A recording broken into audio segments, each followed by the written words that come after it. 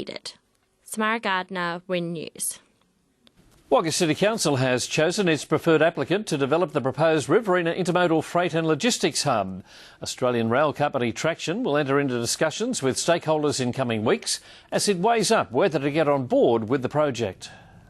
The Riverina intermodal freight and logistics hub earmarked for this Bowman site is gaining traction.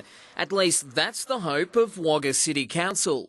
Their brief really, I guess, is as our potential investor is to go out there, do their market research, and from this the outcome hopefully will be, the next announcement will be that a signing up of Traxion as a development partner in this complex, and we'll get on with the work. Traxion was selected ahead of a number of applicants in the expressions of interest process. Council's task now is to convince the rail company that investing in the Riverina makes sense. We're halfway between Melbourne and Sydney. We've got some 2,500 hectares of industrial zone land. We've got existing developments that are already in operation and existing freight movements that are there. The federal, state and local governments have agreed to fund the rail and road infrastructure needed to get the freight hub up and running. The ball's now in Traxion's court to determine whether the project is commercially viable. Critical to this is demand drives infrastructure.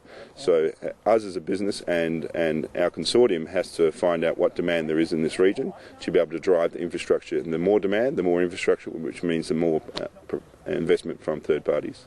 Traxion will spend the next 8 to 12 weeks assessing key facets of the project, including direct rail access, the intermodal facility and agricultural bulky goods areas. It's far from a done deal, but company directors already have a clear vision for the proposed freight hub. A site that will generate a lot of investment in the region, jobs in the region, and deliver export quality product within the space of hours as opposed to days. Corey Hammond, Win News. More than 100 universities